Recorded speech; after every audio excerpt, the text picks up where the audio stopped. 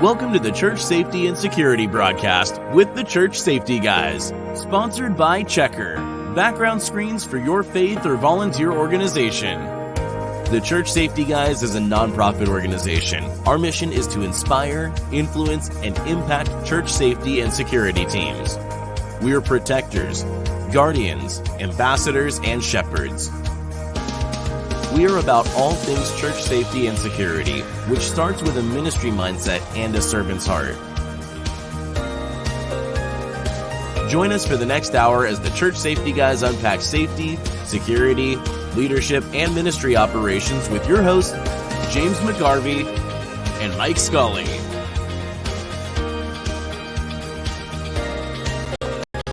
This broadcast is also available on social media, YouTube, your favorite podcast platforms, and on the all-new Church Security app. Well, hello and welcome to the Church Safety and Security broadcast with the Church Safety Guys. I am James, and I am joined on this broadcast by my co-host, Mike Scully. What's up, sir? How are you doing? Oh, sorry. What's up, doctor? Yeah, that's funny. No, not really. I haven't done it on air yet, so I had to.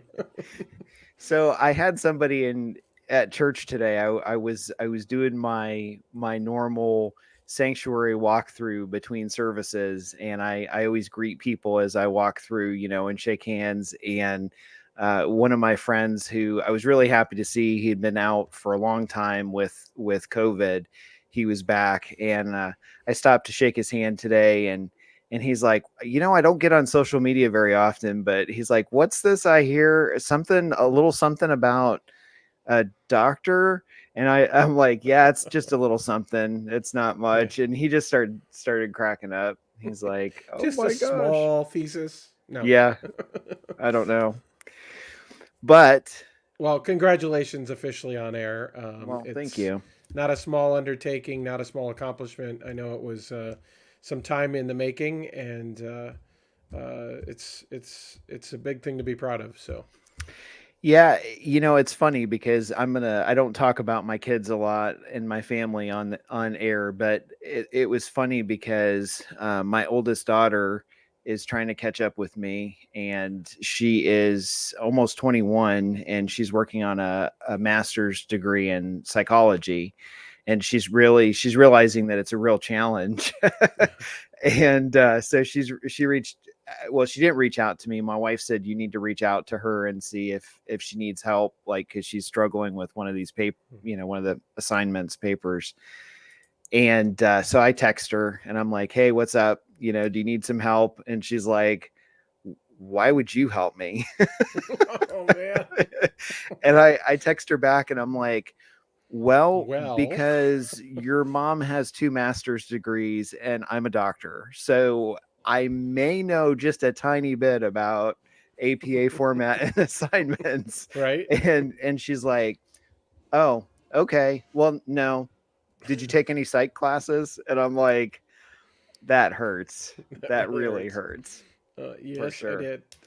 But other than that, my week has been filled with, we're in preparation with our church plant. That's going full tilt right now. And awesome. We've got a temporary location, and I've been just inundated with policy writing and creation and we're trying to teach ministry teams and get, really trying to set up a good foundation before we actually get to the actual service part, so that, folks in the church know how we handle different things. And so it's an interesting thing, but it feels like everything has been with that project. It feels like everything now is like in warp hyperdrive. Yep. Because it's like countdown. I think I've got like 3 meetings this week with different ministry teams where they're like, okay, how are we handling if this happens or that happens? Or so it's interesting. I helped a church put in an order for some radios this week, so contacted Billy. Of course, Billy was on the show last week, and he took care of us, and we're able to get that order placed and get that church equipped with some new radios very soon. So Yeah, definitely looking forward to it. If you had a chance yesterday, yesterday was the Berry County, Michigan church security conference. I heard from our friend John Riley that went very well, and it was very well attended. So thanks for supporting that ministry if you're in Michigan. And I will actually be up there the end of March. I've got a conference with Grand Rapids PD, and then also I'm up there an extra day, and I'll be visiting a couple of churches as well that asked me to come by, and then onto the church security essentials in May 14th down in Orlando. So I'm really looking forward to that. We've got ticket sales are opened up. You can visit churchsafetyconference.com, and we've got some promotions coming up with those, and we'll actually be sending those out through the church security app. So some of them. So if you haven't downloaded the church security app and you're in or around Florida and you're interested in going to that conference, you definitely want to download it. And there's plenty of resources and whatnot on it as well that would be beneficial, but we're going to send out a promotion for those folks. And well, for those that went to the one in October, certainly knew that we go overboard with door prizes and giveaways throughout the day. But I think we're gonna kind of one up ourselves.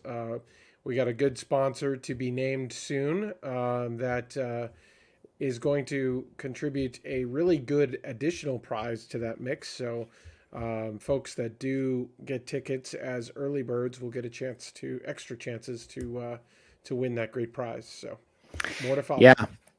Yep. And we've got U.S. Law Shield has stepped in again and said they'd be one of our sponsors, and Billy with Two-Way Radio Center with Motorola. So very much looking forward to that.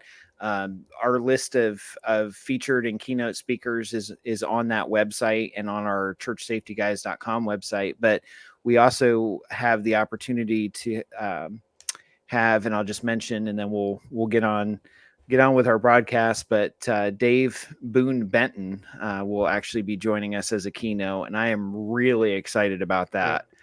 If you haven't recognized the name, Dave actually was one of the, I believe it was 6 operators that went into Benghazi in 2012 when the U.S. Embassy was attacked September 11th, 2012. And he was one of the guys that actually helped evacuate people and basically hold off an army until additional military got there and save lives. I mean, he saved, I think there was some close to 30 people that they were able to protect and save. So very much an American hero, and he loves churches. He works with them down in Central Florida, and so we reached out to him, and we were honored that he was like, yeah, I'd love to come and help you guys out. And so he's going to be there talking about awareness and a bunch of other things. So definitely a great keynote, and something you don't want to miss. So feel free to share that if you know churches in Florida or Georgia or the surrounding area. Mention, pass it along. Mention to them that we're going to be down there then, and we're going to have a fun time being there as well. So. Well, a good segue there from that is actually from our October conference. Our guest here tonight did speak at our first Church Security Essentials. So bringing in Aaron Wesley Hanna. Welcome, sir. Well, hello. Good to see you. Yes, you guys too. How's everyone doing? Good. Just peachy. I mean, I'm obviously not we have a gonna doctor use- in the house, and I wasn't aware. Well, so don't feel any judgment or or awkwardness at all. That's no, you've already established that. at this point in time, I think most people realize that we go unscripted for this broadcast. So I wasn't expecting Mike to say that either. So, But that's my one and only time. I'm done. yep. Yeah, I don't think I can only do it once. So anyhow, Aaron, you joined us in October, and you kind of went over first aid and some trauma care and that sort of thing. And you have a big experience or big background in that with your company, which is Safe Harbor Training. And we'll have the website up here if folks want to reach out. But we wanted to talk to you tonight about just emergency preparedness and what churches can do to be more proactive and being safe, and some of the things that they can put together holistically, and then to help and support their community. And why don't well, I'll let you jump in and start off. Like, if a church had absolutely nothing and they were interested in doing something, like, where would you help them start? A lot of it starts with the resources that they have, and what you can do is you can do an assessment, right? You can take a look, and the biggest thing that you can look for is what are the most common emergencies that are expected with your population, with your facility and its location. So if you have a facility where, and your congregation is people over the age of 65, and that's the majority, there are certain emergencies that will happen more often with that than, say, a congregation that's a giant youth group, right? Same thing with location. So your location, depending on where you're at, if you're near a homeless community, you're going to run into certain situations that are a little bit different than, say, somebody that has a church that is 30 miles away from any major city or town. So looking at the start with your facility and your congregation, and determining what the biggest emergency is going to be for yourself, is something that you can do without any type of additional cost to yourself. And so when we look at things like emergency management, and we're looking at ways to be able to be prepared, we want to find out what's going to be common, and then be able to either train for those and get the resources for those, and then go down the spectrum. You have a list from top to bottom, things that are common, things that are going to be least common, right? And then you can start formulating another plan in order to facilitate learning what you need to do for each one of those steps. If medical emergencies is going to be your top priority, okay, you can then break that down. What type of medical emergency, and that might play a part with, say, a congregation that is much older than a younger congregation, right? So they say that over 65, heart attacks are going to be a little bit more prone. So are you prepared for CPR? Are you prepared for an AED? Those types of things. If that's not your concern, then you're going to look at what is your concern. If you're looking at a homeless population, research, gather some information, and find out what that homeless population near your church struggles with, especially if you have homeless coming into your facility. Sure. And then find out what from local food banks and local homeless shelters, what are their big struggles that they deal with? What kind of emergencies are you facing? Don't get into a stigma where, like, oh, they're homeless, they're going to be thieves and drug addicts and alcoholics, right? Because not every single person is like that. Will you have that? Absolutely. But you don't want to jump into some preconceived notion of what you're dealing with and then find out you're wrong during that emergency. For sure.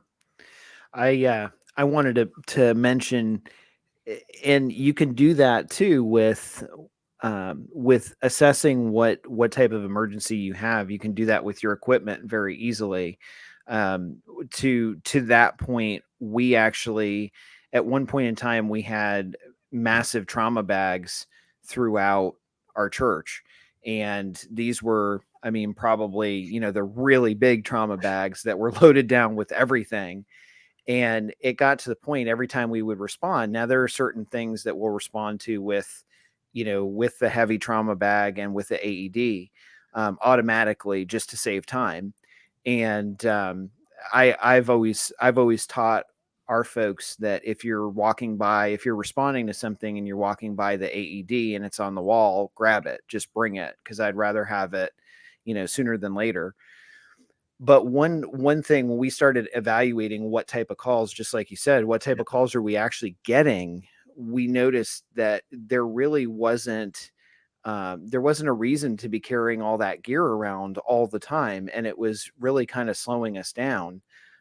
So what we did was we kind of went through and we noticed most of what we were having medically or medical issues with were situations with younger folks that had like a sugar or diabetic type emergency, where maybe they skipped breakfast on Sunday morning, came to church, it started catching up with them. And so, the things that we would generally use, blood pressure cuff, pulse ox, sugar tablets, something like that, to try and help them, weighs far less than this massive trauma kit. Right. Yeah. So what we did was we revamped everything and went back through and made multiple little trauma bags that all have the same thing, and they're a lot easier to grab. And then usually when I'm there or one of the other folks, we have a much larger, what we call medic bag now, that has all that stuff. And if we respond, then people know, okay, that comes regardless. And it just has extra things, and then bulk, bulk dressings, bulk tourniquets, that sort of thing, where if it was a mass casualty type situation, we've got a good start to what's going on. So yeah, I mean, that's a wonderful plan. A lot of times I encourage people to break their stuff up. One of my suppliers, they don't promote it a lot, but they have, it's a cube and a cabinet. You can get various different ones, but literally inside of those are pre-organized, it's pre-organized packages, and one will say massive bleeding or breathing issues or cardiovascular, and you just grab that box and you go, right? Yeah. And so and they're all color coded and everything else, and you can get that organized. And what you brought up was perfect example of after the fact, right? So you have the pre-planning phase where you're planning what to expect based off your location and your congregation population and all that, and then you have the in the action phase, like you were talking about, where you're keeping a tally of all the different things that you run. I can't stress enough how many times I tell people one of the best things you can carry on yourself when you're serving is what I call a boo-boo kit, right? A little envelope full of bandages and maybe some 4x4s and things like Sure. that slip right into your pocket. And instead of having to go all the way to the other side to grab your medic bag, because it's always going to be where you least want it to be, because that's just how it happens. Murphy's Law. Yeah, or someone else is checking it and they took it in the back room. Now you can't find it, or whatever the case may be. But you have that, and you can just hand them the bandage, and you're good to go. Now, I will tell people to be careful if they create like a list of their responses, to not put identifiable information on that list. So Sure. if it's Band-Aid, Band-Aid, Band-Aid, Band-Aid, okay, here was someone that we use an AED on or something like that. But don't put the person's name on there. Sure. Don't put anything identifiable on there. Just keep a list of the emergencies you're going to. Otherwise, there is a potential of getting yourself in trouble by keeping a documented list. Some people are the type A's that they get really detailed, and they want first and last name and address and phone number and blood type and all that good stuff. And next thing they know, there's an evaluation of the scene, and someone sees them writing all this stuff down, and then the church gets in trouble. So, but it's very valid, and there's not a lot of times when you need those big honking EMS kits. There's a reason why EMS has them, because sometimes we're lazy and we just don't want to go back to the rig. That's Not true. really. um, but to be honest, you don't know what you're rolling up into, and it could be life threatening, right? But Sure. in a church environment, and that's why it's good to prepare for these things, because then you can get into communication. You can start talking about how we're going to communicate this over the radio. Again, personal identifying information isn't a good thing, but you can get a way to communicate over the radio. So when there's an emergency, someone's like, oh my goodness, I need to get the big bag, or I need to get Sure. the bleeding control bag, or I need to get, whatever it is. And then also when we're talking about smaller kits, staging them, right? A lot of times AEDs are staged. How far do you go down a wall before you run into a fire extinguisher, right? So you can look at different areas and say, hey, maybe we'll have a little bleed control kit here. A TQ. Now, I mean, that one's an inferior one, of course. But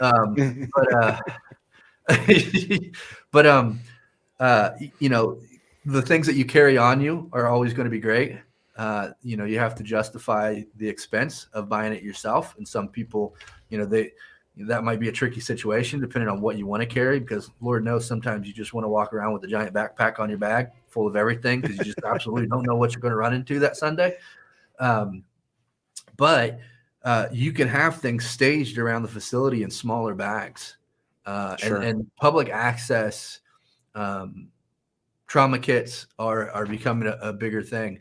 A lot of people have AEDs in those big cabinets. Well, you can get trauma kits that fit in those cabinets as well and sit them side by side. So there's a lot of different, but it begins with planning, right? You don't know what you need until you start planning. Obviously, there's some general basics like, hey, a basic first aid kit will be nice. An AED will probably be nice. Those types of things. Carrying a TQ or having them in a kit, those are going to be nice things to have. But those are like the most common emergencies that you'll run into, right? And then once you get those common ones set, now you look at the least common ones and you start planning for those. Some people, especially over the last couple of years, may have heard of things like the 50-year or the 100-year or the 500-year disaster. And it applies to emergencies as well. And when we're talking about that, we're talking about an event that will happen once every 50 years or once every 100 years or once every 500 years. And the estimated scale of that increases depending on how long it is, right? So if you hear of a 500-year flood, expect some significant damage. Sure. Now, you understand that is there. You understand that an emergency could happen once every 100 years or something like that. But what you want to do is you still want to have a plan in place for that emergency. And you want to review it every once in a while, right? Is it going to be your main objective? Are you going to rehearse that emergency every single day? Probably not, right? Because the likelihood of it happening is very slim. But then you also have to weigh the critical nature of it, right? Where even though there might be some instances where 1% of the time you might have an emergency, say like an active aggressor, right?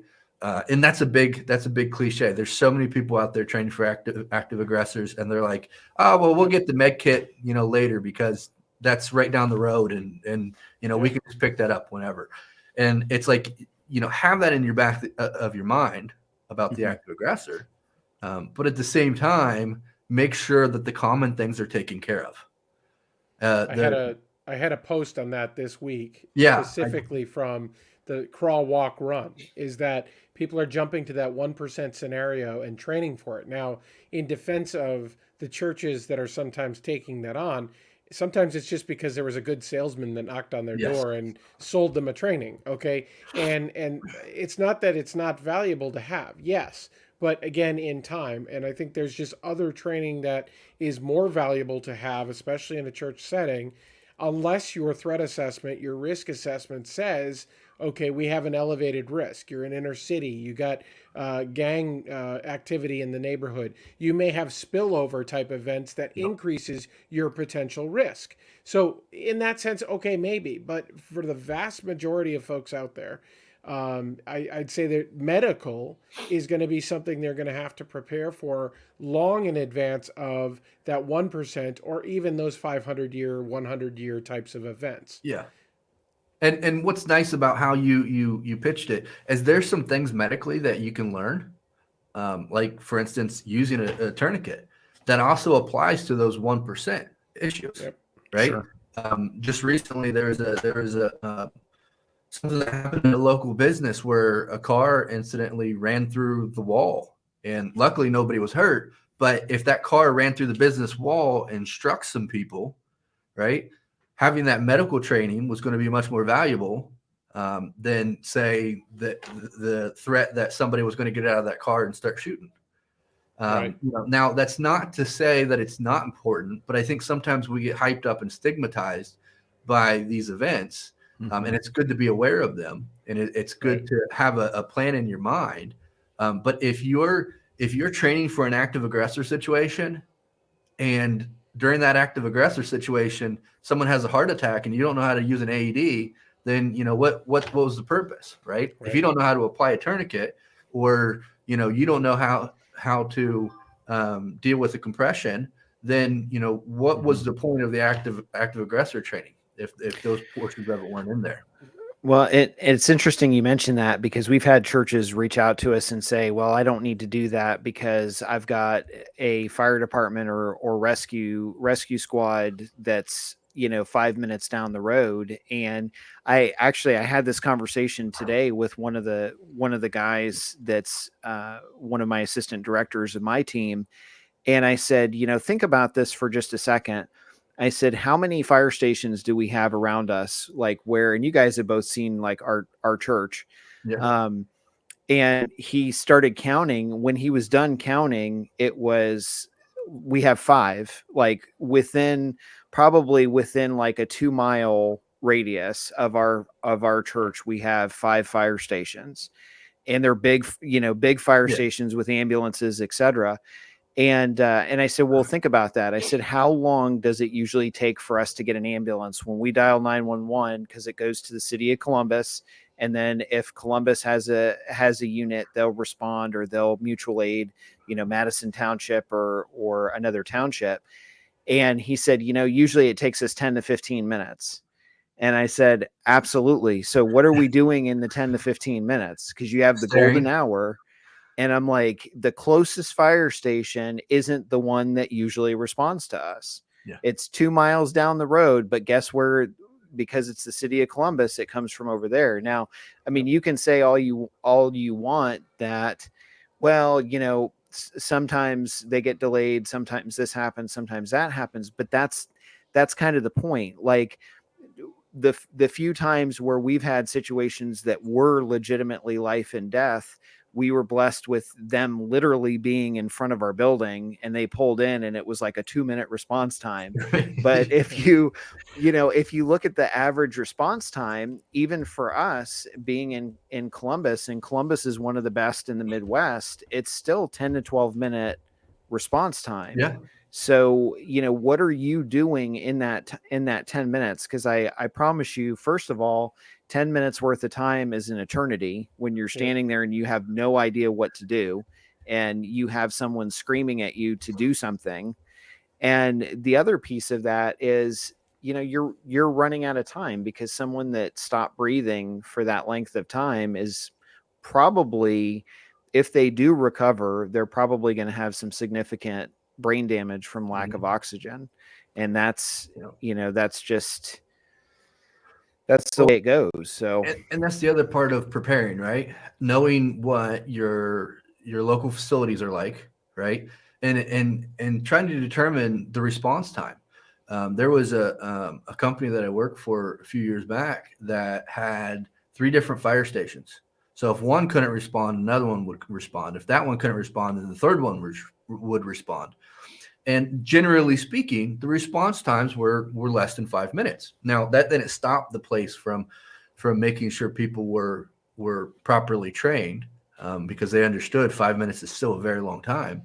But I still will never forget the time that there was an immediate life threat, and it took them 40 minutes to show up, right? And then there was a police officer that showed up, and they were the facility that was there was near one of the malls here in Columbus, and there was a police officer from the mall that were like, why does it take us so long for them to respond? And they came over. And they're like, oh yeah, the call was about someone that fell.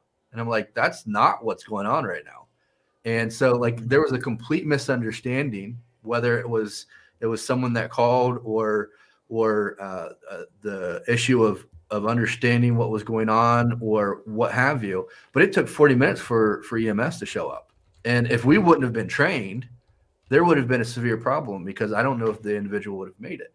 And so it just goes to show that even though that they were close, anything could happen. And it could just be a fluke incident. And it's that one time that it goes wrong, and you don't have someone that's properly trained. And now you have an issue. So, and that goes back to the preparedness, understanding not just what you need to do, but also making sure that, a lot of churches, they don't reach out to local law enforcement or local fire and have them do a walkthrough of their facility. And a lot of those places will do it for free. I haven't ran across a fire department or a police department that won't send somebody out and just do a walkthrough. And they can point out some things sometimes. Other times it's just to get the lay of the land, to understand how they can help if there is an emergency. But you can ask them about average response times, and you can ask them about what to expect when they arrive, because it's going to be different. We like to think that, oh, hey, over here in the Midwest, when police respond, this is how we're going to respond to the police officers.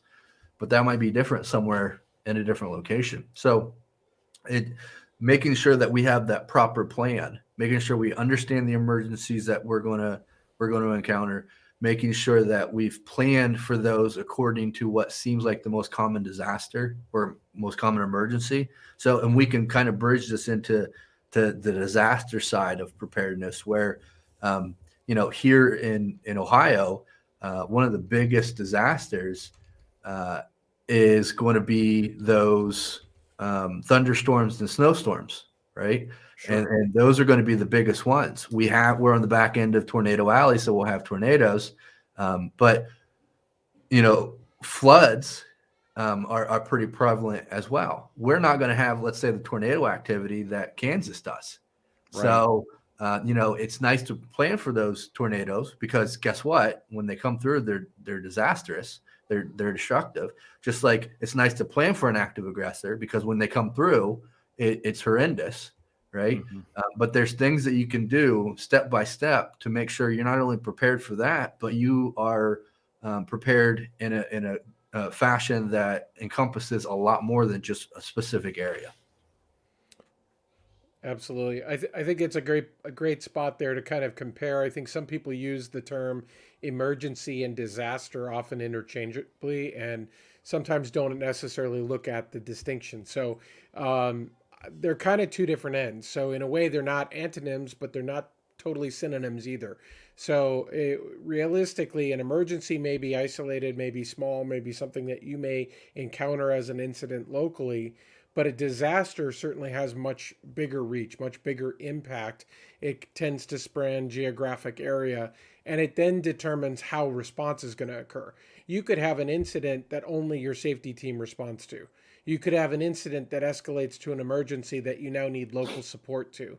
You could have an incident that becomes an emergency that actually blows out of proportion and becomes big enough to be a disaster, where now you're needing support and mutual aid and other folks from not just your immediate local area. So disasters have that large scale impact and require a level of response greater than typically both your team and your local community could respond to.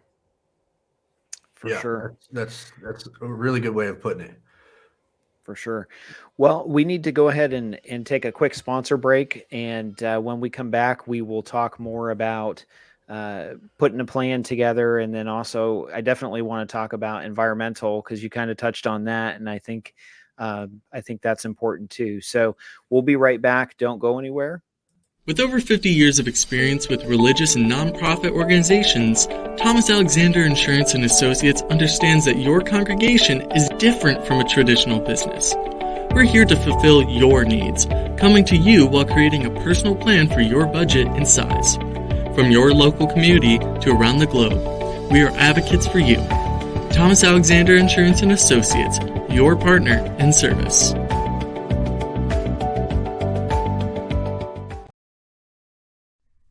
When you let Checker take care of background checks, you get more time to focus on your ministry.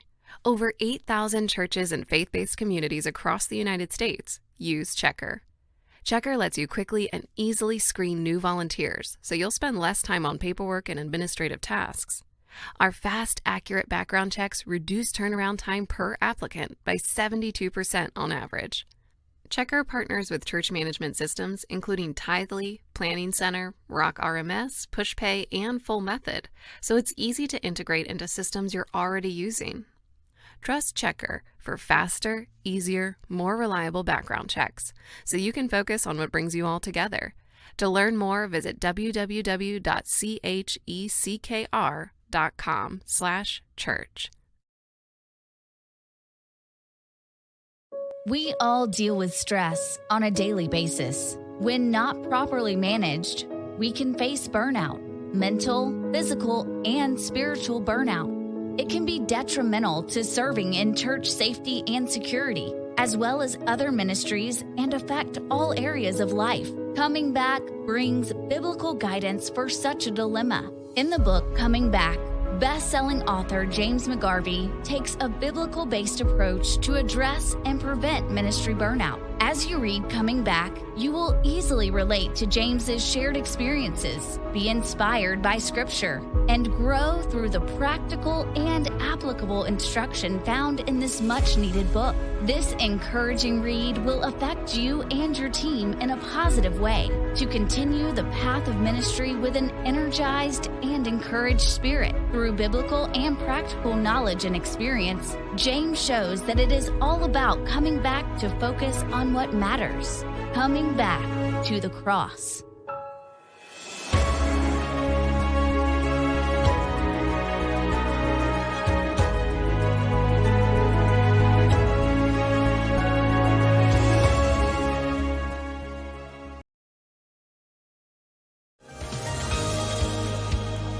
The Church Safety Guys help church and place of worship safety and security teams all over North America through our broadcasts, online communities, conferences, trainings, resources, and the all-new Church Security app. Download it today.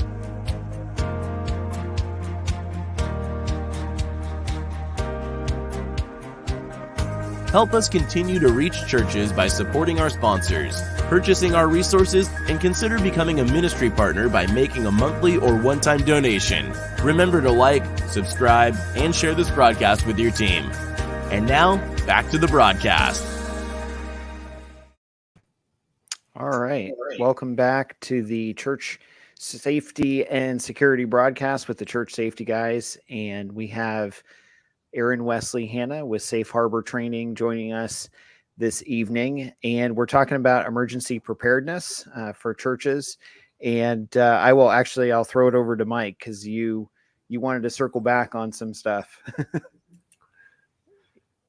And you're on mute. Mute from the commercial, but I wanted to go back and kind of say preparedness obviously is the stake, the main course of what we're talking about tonight, but that sandwiches in amongst a couple of other things that's important to mention as well. So of course mitigation is one of those areas that eliminating or focusing on reducing impacts that may be caused by a emergency or a disaster. We talked about before the break a little bit. We're basically focusing on the risks and the hazards that Aaron talked about at the beginning of what is that assessment that we've seen, what are we susceptible to the most, and try to go through avoidance, minimization, and what level of risk do we have to accept. So that really captures mitigation up front. And we want to do obviously anything we can to mitigate or prepare for up front. Then we go into preparedness that we've been talking about. On the back end of that, I think it goes a bit further where we can now go into response and then finally recovery. We talked about response a little bit already as to how we're responding to different types of things, where we might stage things in the church. But the immediate aftermath of an incident, an emergency, a disaster occurring, what are we? How are we responding? Typically, in a life-saving fashion, we're trying to eliminate the impact. We're trying to get a response in as fast as possible. And when we're in full response mode, that typically means that that's the priority, not just for our team, but other teams may also realize that, hey, we're in the middle of an emergency situation. How can we help? How can we stay out of the way? How can we cease from our operations to just give an ability for the other team to work? So that's an important part of response as well. And then finally, and again, we'll go back to preparedness here, but to finish it out is after that event has occurred, you're dealing with cleanup, you're dealing with coping mechanisms, you're dealing with restoring, and ultimately, how are you going to recover your building, your people, your supplies? What are you documenting coming out of that? What are you learning coming out of that? Because it circles all the way back around to what do you now need to put in place to mitigate, or can you add to your mitigation before you go back into the assessment next time and reassess and say, okay, now what else do I need? What else do I need to practice? What else do I need to supply up for that I don't have today? Yeah, sure. I mean, I think that's a wonderful illustration, right? Because first of all, Dr. McGarvey, I noticed that your books had a few typos on them. Right there on the cover, I didn't see doctor anywhere on there. So you're going to have to either do some reprints or get on your printer about that. Sticker. Make sure it's a completely different, like just the generic white with black lettering, and then have it tilt a little bit. Just don't look at the one behind me. You'll be fine. It won't distract you. Right. But one thing that I would love for people that are listening to this broadcast to take away from is whether you're talking about mitigation, preparedness, response, or recovery, this whole system is much larger than what a lot of people imagine it to be. Right. A lot of people go into this and say, hey, we're ready for any medical emergency. And then that emergency happens. And then they're like, okay, maybe we weren't ready for it. Right. Whether it be the logistics of it or the distance between the individual or having the right equipment at the right time, or even, having an emergency that was outside the scope of what anyone possibly thought about. Right. Sure. A few years back, Narcan was not a big thing. We didn't hear about it a whole lot. And now it's really out there, and the public can actually sign up for some online training and receive Narcan to carry with them. And so there were a lot of times when facilities were just not equipped or prepared, or even contemplated the concept of being able to save someone's life from either an intentional or accidental overdose, right? Because when we hear Narcan, a lot of times we think of people that are intentionally overdosing, but things that we can keep in mind, whether or not Narcan will work for it or not, but what's things that are even in your own facility that could potentially cause an overdose. I once heard of a dude that walked into a closet that had a bunch of chlorine and other chemicals fall off a shelf that broke off the wall, and it was all in there. And the moment he walked in, like lights out, And so what are you going to do in that medical emergency or that situation? The things that, we don't necessarily think about. So the whole scope of this is much larger than a lot of people think. So if you just go buy a first aid kit, or you just go buy a tourniquet, or you have one training every 5 years, I don't want to put it bluntly, but you're probably not as prepared as you should be. You probably haven't gone through the mitigation phases at all. And the response phases may not be what you think they are in your mind. And then we won't even talk about recovery, because some people just don't even know how to recover from something that they're not prepared for. And you I said think it it's well. It's the whole meal. In other words, you need the appetizer, you need the steak dinner, you need the dessert, and you need the drink. So all of it goes together. You can't do one Right. well if you don't do all of them well. Yeah. If you ask my wife, I don't need all that. But um, one thing I was going to mention. I was just going to say, nobody planned the pandemic is really a good example. Nobody planned for that. And a few years, well, when that first started rolling out, when everyone all of a sudden instantly went to go buy masks and couldn't find them because there was a shortage, I walked back to the safety office and pulled out 2 cases of masks that I had bought for a hazard response, or chemical response. And everybody looked at me like, I mean, I was standing there, with 2 boxes of the what is it, the N95 masks, and everybody's like, "Oh my Russian. gosh, yeah, where did you come up with those?" And I said, I actually bought these on disc, clearance 2 years ago, and they've been sitting there. And we had enough to outfit all of the church staff, people that came to the church. We were given masks away, and we, were able to successfully help the community because of that.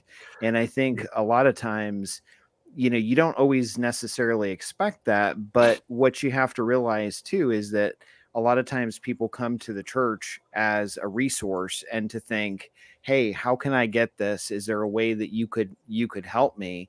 And one of the things that we've done, we through my involvement with the Central Ohio Red Cross, I learned, okay, if we were to be used as a staging point or as a shelter for the Red Cross, what would they require? right. Like, what would they like to see coming in to be able to use our facility to help our community? And they were thrilled that, I reached out to them and said, look, if something happens in our community, we want to help. Like, we want to be on the front line. So what do we need to do? And just asking that simple question was like, yeah, you guys can stockpile blankets, you can stockpile gallons of water, you can, do all of these things that would help them, but it's also helping the community if something bad happens from a disaster scale.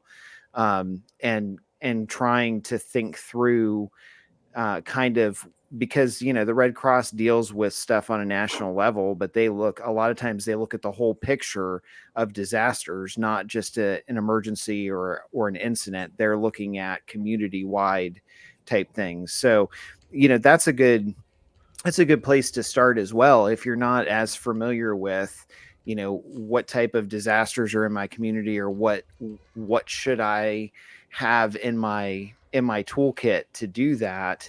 After you do your assessment, reaching out to someone locally like the Red Cross is usually a good, no charge resource to say, hey, what can we do better to help our community? Because, sharing the love of Christ in a community is being supportive in a disaster. So, Yeah, I think you talked about a lot of things that are very important, right? Because I've been in a lot of disaster areas in my life, and there's one thing that touches me more than the community coming together and trying to help out. But then you also it's kind of sad. You become a little saddened by the fact that that there are resources out there, or people that if they knew how to have helped or what to have done ahead of time, they would be ready and willing, but they just weren't prepared.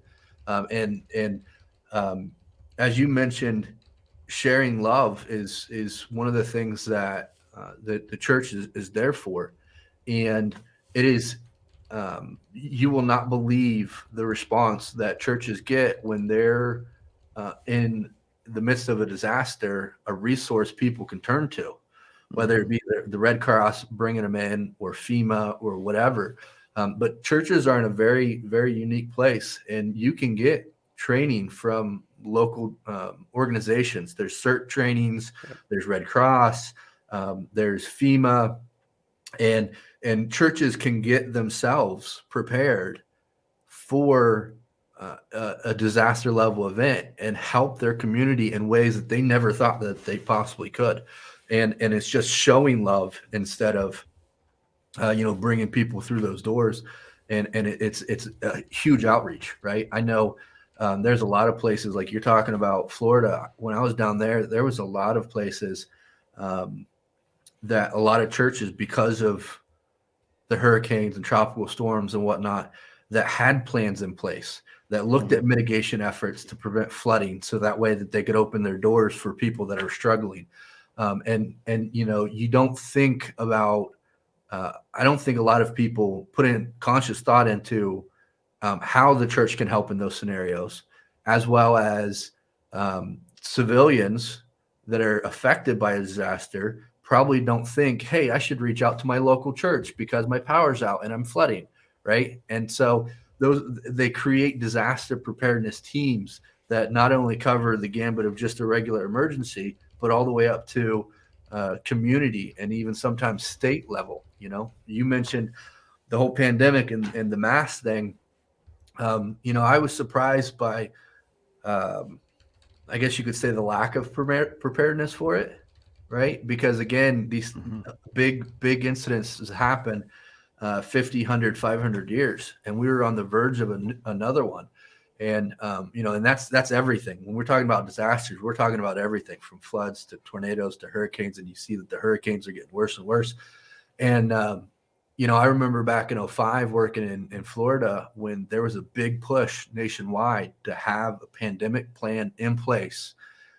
But then the bill came out and it was like, how do we take that and make it smaller, right? Because we all run into those struggles. It doesn't matter if you're the government or what. And I was looking at some of the red flags before the first case was even here, and I talked to one of my suppliers. I'm like, hey, this is my situation. Let me get some masks. And he goes, you usually don't buy a whole lot of masks. I was like, nope, I usually don't. And then my wife, she was looking at some of the stuff that was coming out where they're like, at first, no masks. And then, everyone needs to get a mask. And everyone was rushing for masks. And she looked at me and she goes, we should probably get some. I was like, don't worry about it. We're good. Yep. In the beginning of the January, I had already put in the order. We're good.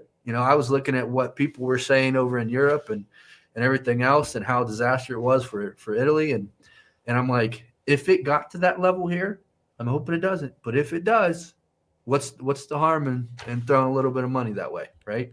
Yep. So seeing those red flags too are a big indicator. But having that stuff before an emergency or disaster happens is going to be more beneficial than after. Yeah, absolutely, Aaron. You said a couple of really big things there. I think is if we go back to the heart of tonight's episode in the sense that we're talking about preparedness, ensuring that there's adequate capability, that it exists in your team, in your church, for all levels of effective response. So if your team is going to be there to respond, do you have everything you need to adequately respond? And I think one of those big ones that we're covering here is supply chain. We've seen a lot more supply chain issues, not just in masks, but on a lot of different things where the lead time on certain things is much greater. So whether that's I need to have this on the shelf or in a bag or ready for my team to use, and whether it's your team is going to do it just in immediate response or they're going to take on that added love to care in a disaster for that sense, that's big as well. I'm actually a trainer for CERT. I can actually train CERT teams, but I see that as a big way to take into churches. The CERT training being free, you can find communities that are offering that and get all of your team trained at least in some basic response and basic scene safety and other sorts of things that you don't have to take that burden on as a leader for your team. And so I think that's a big one, is looking for resources that are out there that you can get for free before spending money and going out and adding to. It's part of that total package. It's part of that total preparedness. But then again, you want to go back and make sure you're documenting it, reviewing it annually. And one thing that we didn't cover is, and is often left off of plans, is mobility and disabilities. How are you going to cater to folks that have mobility challenges or disabilities in the event of an emergency or a disaster? do you have a plan for that segment of your population? Right. That's something to keep in mind. And I think that goes along with, when we started this whole discussion, looking at that population, understanding your demographics, right? And not taking anyone in that sphere and marginalizing them in any instance, because everyone has, the big instance where churches will have an accessibility ramp going up to the front door. Well, if you have an accessibility ramp, then you should also be planning for the accessibility during an emergency or a disaster, right? Sure. So looking at those types of things, and it really stems from where you are as a facility and the people that inhabit that facility, right? And then you look around the surrounding areas. You start with the building, you look at that, you look at the people that inhabit it on a more regular basis, and then you go out from there and start taking into account the things that are around you, right? I don't remember where I heard this story at, but I remember one church where behind their place was a big cow farm or something of that nature, and one of the bulls broke through and was out in their parking lot, right? I mean, completely random and weird, but luckily some of the people in the church were familiar with cows and how to handle the situation, right? But if you're going to plan and you say, hey, right next to us is an alpaca farm, it might be a good idea to find out, are they dangerous? If they are, how, right? And what are the possibilities? James, you probably remember, what was it, Zanesville or whatnot, where all those exotic animals got out. Yeah. Not a single person around there was prepared to see a tiger in their backyard. Not a single person, right? They brought in Jack Hanna from the zoo for it.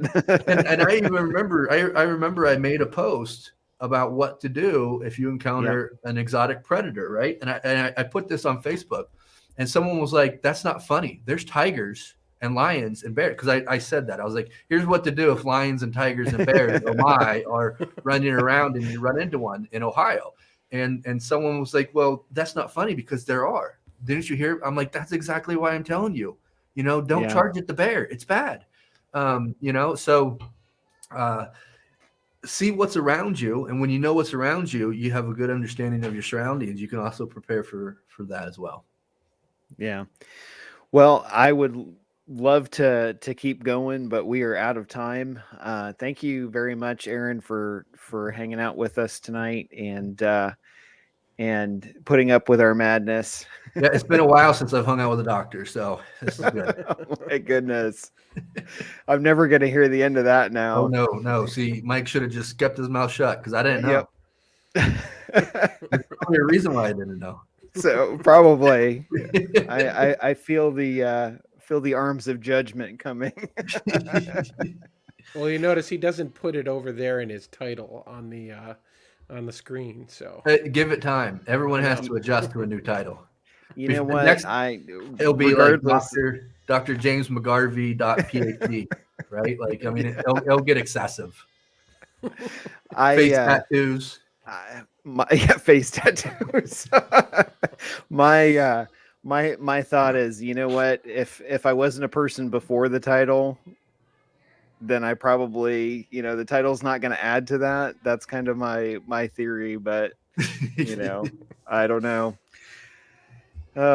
Anyhow, thank you for joining us tonight. And if you're listening at a later time, feel free to click like and subscribe on our channel.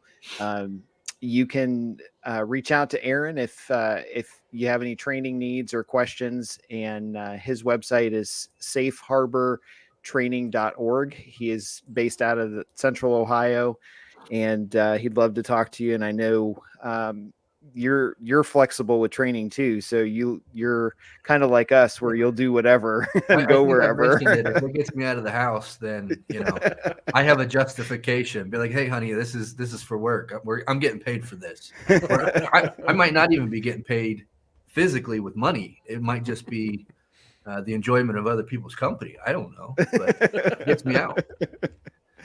So anyhow, thanks for joining us. As always, you can reach out to us through churchsafetyguys.com, and we have plenty of resources on there, and we will talk to you all next time we do a broadcast. So take care. God bless. Have a great week. We'll talk to you soon. Thank you for joining the Church Safety and Security broadcast with the Church Safety Guys, sponsored by Checker. We hope that you found it informative, and we appreciate your feedback. Be sure to share our broadcast with your teams. Join the discussion online, and for other great resources, download the Church Security app or visit our website at churchsafetyguys.com. Remember, keep a servant's heart, a mindset of ministry, and Semper Disciplina. Always be training. Have a blessed week.